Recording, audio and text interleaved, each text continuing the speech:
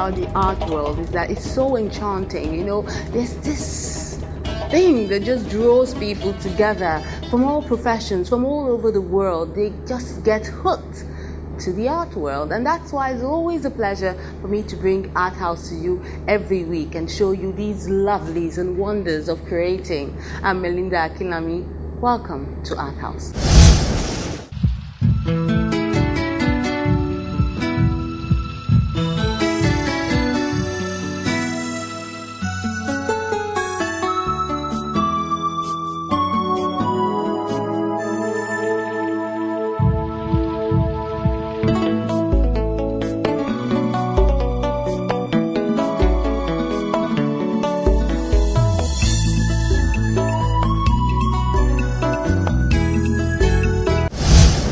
What makes a mechanical engineer switch careers to become an art collector? Could it be a hobby or a considerable amount of passion? Well, let's find out together.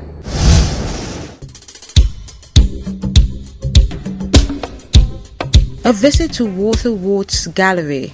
I've been learning about art since 2008, and then 2009 I started learning with museums in the country and out of the country. I started learning about art with other artists. I started learning with Tola Wewe. I started learning with Moyo Kejiji later in the year. I started learning with a few people visiting art galleries. One is thrown aback by the concept of the curator. We want to promote art. We want everyone. We want art to be a global language for the young, for the old. We want them to interact. So we have academic programs for children. We have workshops for women, for young people, for people who have stuff to do, so they get themselves busy.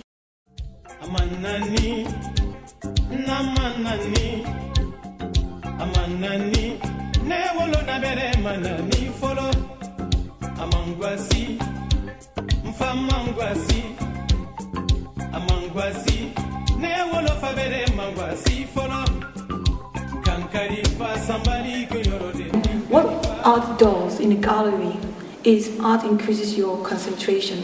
You look at the work and you're gazing and you're wondering, what piece is this done in? What medium? What is the artist trying to say to me? Which is what people are trying to do with advertisements, with the movies you're seeing. Everything is all visual. So if you come to galleries, what you're doing, you're having visual education. You're increasing your visual literacy.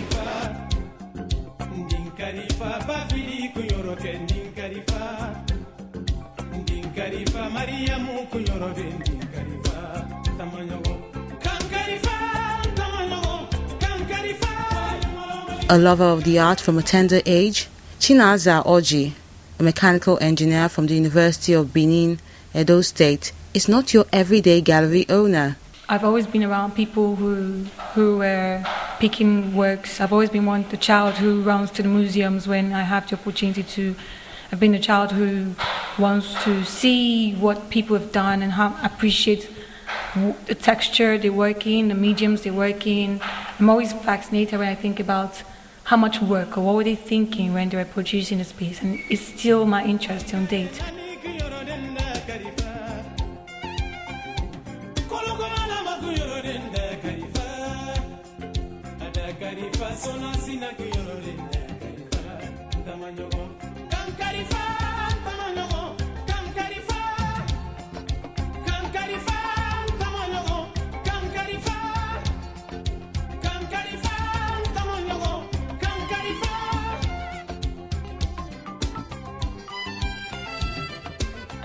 Displaying an array of contemporary artworks. I took the opportunity just to be surrounded with art pieces every day. It's what makes me fulfilled, and I feel most fulfilled selling my experiences, talking about my experiences to people, and enjoying pieces by great artists. What we show in our gallery, we show quality works. When I say quality works, we show works that have content. So we promote art in all dimensions. But at the moment, we're working with prolific and established artists, and then from time to time, we work with exceptional works from young, emerging artists.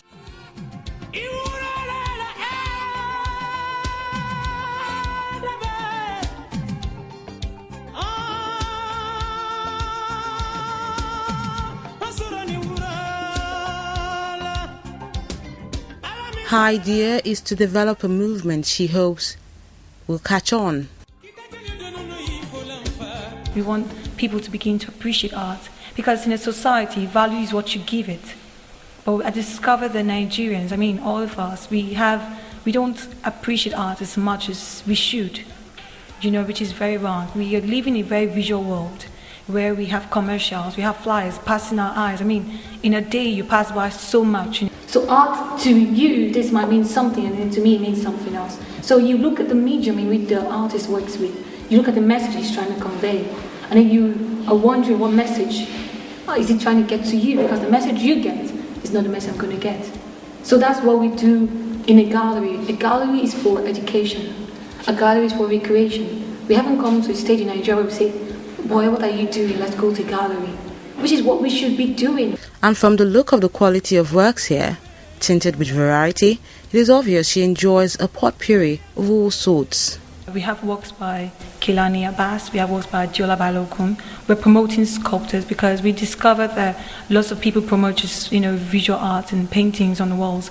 And what we decided to do was to have a balance. We have visual art for people who enjoy visual art, but we want to also cultivate the love for sculptings in the minds of people and have sculptings. We know that sculpting is very intricate. So we have sculptings by great sculptors like P.C. Fake, Bumi Babatunde, we have by Fidelis Odogu, we have Pachika Gose, and we have Rocky Bashor. We have very prolific sculptings here. We have a performance show, like performance by Jalili Atiku. We have performance artists who come from time to time to just stir up the passion for art. Now, when What is Worth was established, we said, what is worth philosophy is water is to the body, it's art is to the soul. Now, no living thing can do without water, and so we say no living being can do without art. No living soul can do without art. If you think about it, if we take the earth where we live in, that's E-A-R-T-H, and we take A-R-T from it, you have just E-H. It's meaningless without art. So art actually gives the world meaning. It gives the earth meaning. It gives life meaning. But getting to this point was really not about fulfilling a passion, but adding her voice to the many others that are pushing for the development of Nigerian art.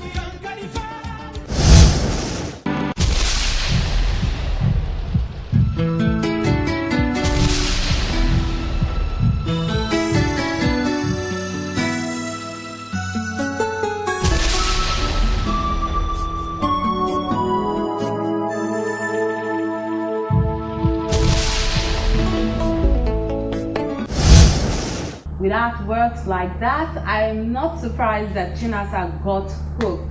Okay, we're taking a break now. When we return, we step into Odia Ofemu's world of drama. Join us again.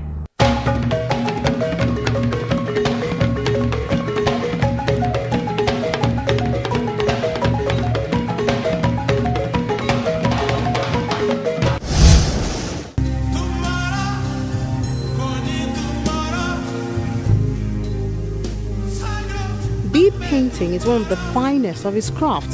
His proficiency with bead is unrivaled. Before embarking on his bead paintings, he cannot defy gushing over its mere authenticity. He loves beads because it can be manipulated easily to manufacture the illusions of fluidity.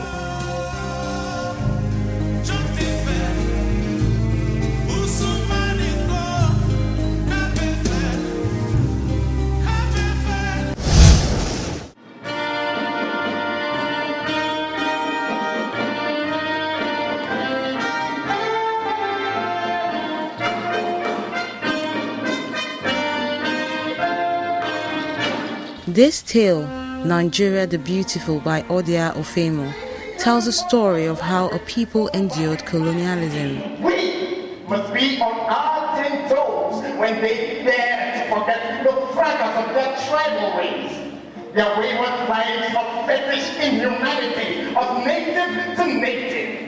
And when they speak of aboriginal rights, what rights? Rights that their tribal wars so long ago muted and annulled into air. Once upon a Nigeria, a land filled with color, history, rhythm, and tradition.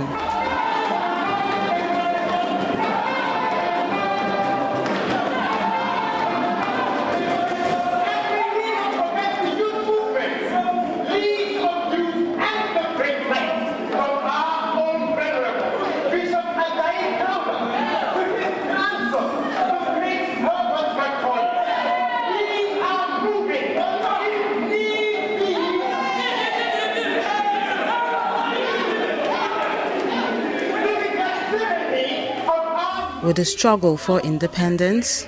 I am burdened by what I know and cannot.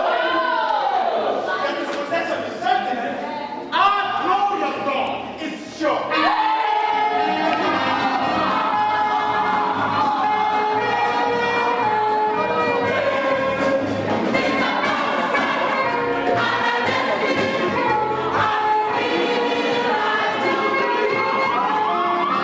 The voices and plead of a people in need.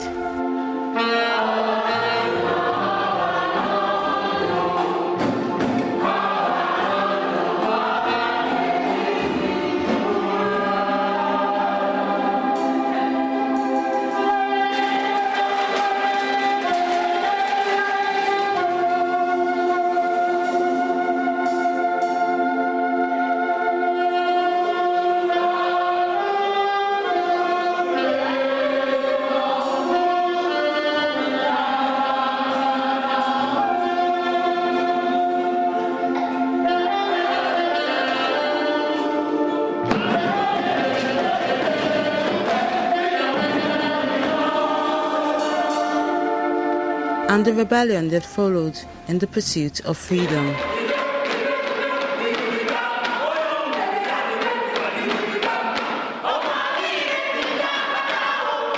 Nigeria the Beautiful x-rays an experience of a people in search of a collective truth. Let's be British enough to let them know that we intend to be here for a long time. A long time. Living through an unprepared independence.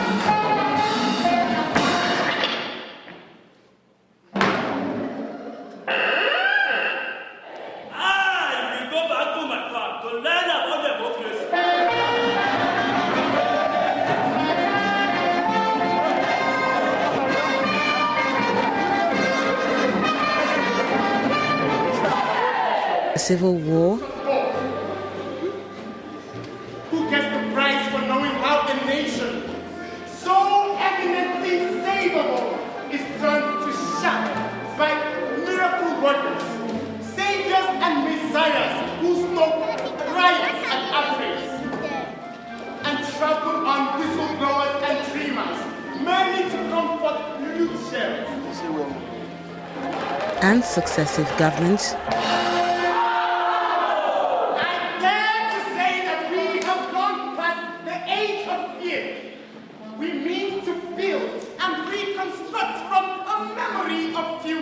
Which no colonizer can see.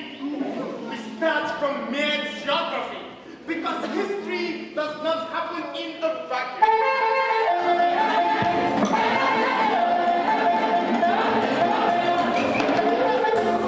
We shall move this land into a cultural expression, not denying who we are. Not forgetting the freedom fighters that made it all happen.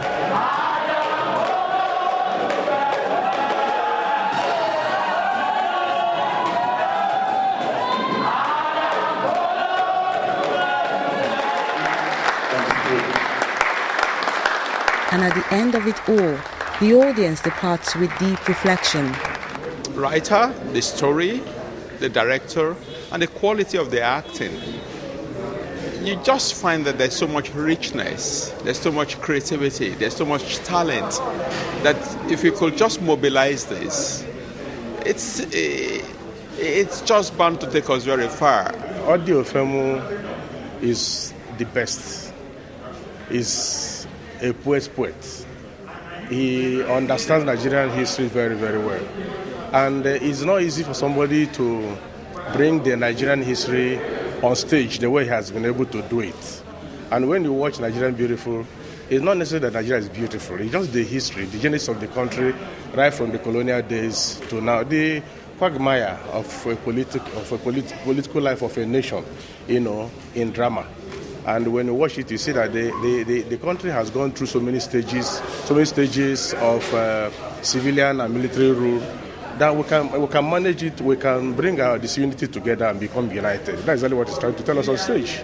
It's a very beautiful production, fantastic drama, and the costumes are just out of this world. This is a very great show, and I'm happy I didn't miss it. I was 20 years old at independence in 1960, so I'm 72 years old now. And we were supposed to be leaders of tomorrow. And tomorrow is here, we bagger it up. Our last generation gave us the Nigerian Railway, they gave us Nigerian Airways, they gave us shipping line, they gave us good road, they gave us electricity. My generation spoiled them.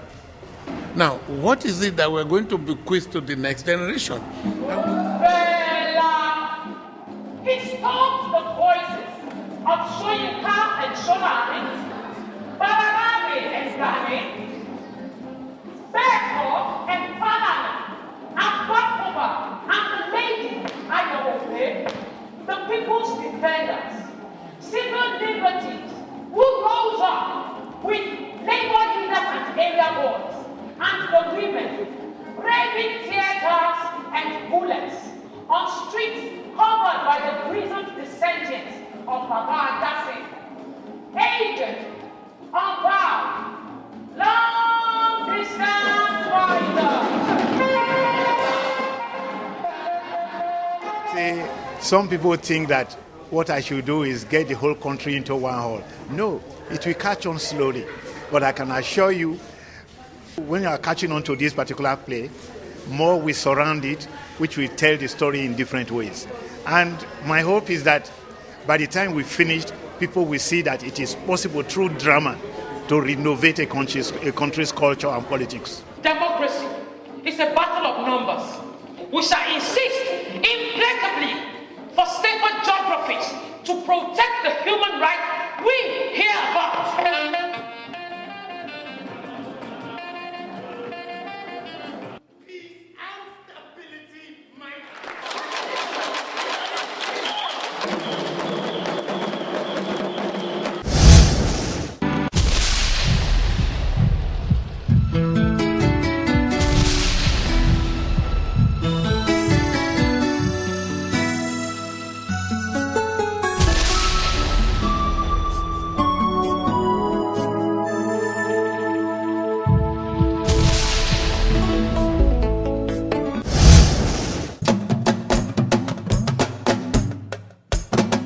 Chuka Mnabuife is in the habit of putting his hands in many pies, for a good reason too, to use his many talents to push for change.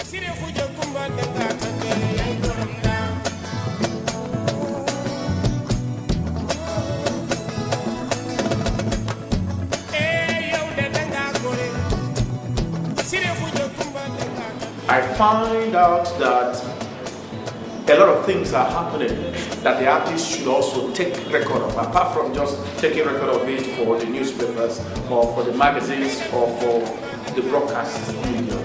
So that is why whenever I have the time, and it so happens that the job of journalism doesn't actually take, for me, I am trained to be a 24-hour person. That's what they train every artist here. So I found out that in my 24 hours, journalism cannot take all of them. So I can split the period I have for my sleep.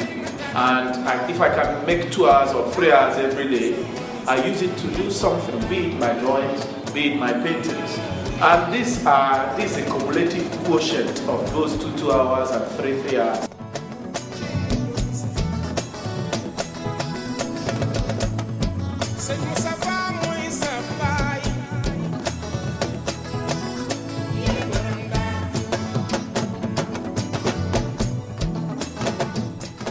In a bid to be the change he wants to see, another series of the Memoirs of a Generation body of works is presented with another body of issues to tackle. What I am trying to do there is to offer my commentary.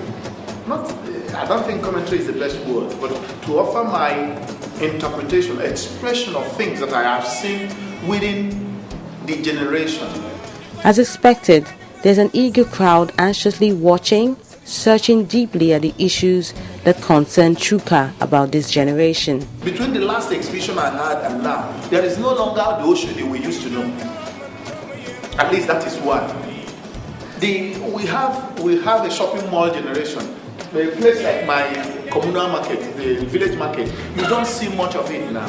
We are seeing some dress cultures change. We are seeing the orientation of our people change. The exhibition space, even though small, have become a center of excellence for those who are, connoisseurs of art, to see the development of, the visual arts in Nigeria. We have a very good culture of creativity in Nigeria. Different materials, different ideas, and I think we should celebrate those who are part of this creative endeavor. And Chuka is certainly one of them.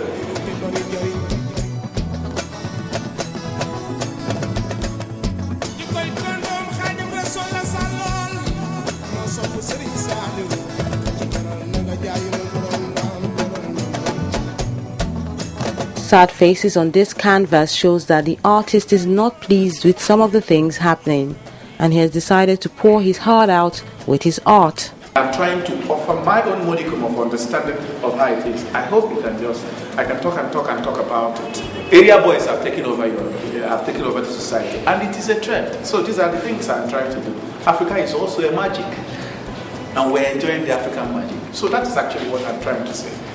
And that is what I say. Come into my world, and then we'll see whether I make you, I entertain you, train you, or offer some things that you... Chuka Nabwife is a man of many parts. I've gone around, I've seen his work. Yeah, I didn't know Chuka is so deep with arts like this. I thought he writes in the papers. I didn't know he can draw. And that makes me to see the other side of him.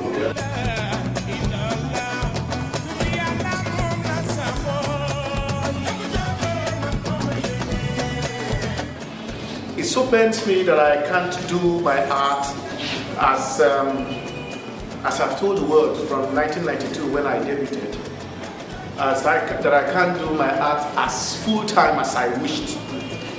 But it is my feeling that art requires broader frontiers. Who has still held on to the pursuit of greatness through art.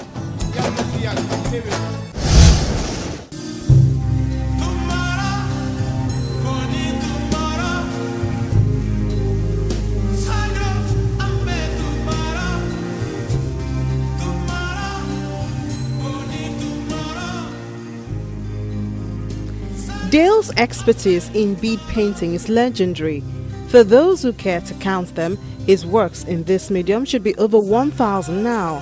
His works are done public places, and some may be long forgotten in private collections. Dale's work can be found in many public and private homes in the country. Some of his well-known works are Cloth Weaver, Charcoal and Beads, Urban Drift, Peace Offering, Tribute to the African Woman, Watercolor, Charcoal and Winnowing, Watercolor. His latest collections are mostly made of stained glass, another medium that stands Dale out of the park. After he had finished working on this, Morenike tells me as she points to the piece on the wall, he decided to break it, but the outcome is this beautiful piece etched on glass. Bead painting is one of the finest of Dale's craft. His proficiency with bead is unrivaled. Before embarking on his bead painting, Dale himself cannot defy gushing over its near authenticity. He loves beads because he manipulates them easily to manufacture the illusions of fluidity. His metal foil and engraving gilded works are outstanding, especially those in series. King Tortoise, for instance, is rendered in gold, silver and copper finish, while Peace, Court, Lady and Bikini are produced in different media from metal foil and engraving, but with the same message. Dale has not only proved to be a dogged fighter, but also a dedicated creative mind whose love and passion for the art knows no bound.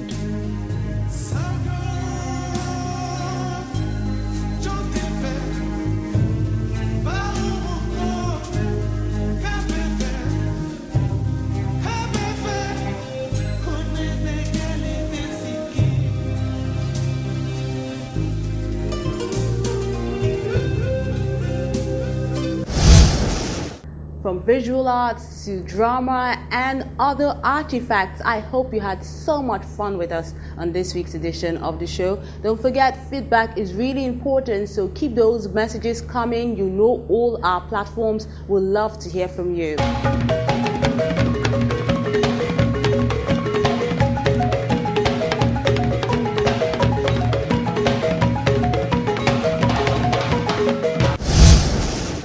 I'm Melinda Akinlami. Thank you so much for watching, and goodbye.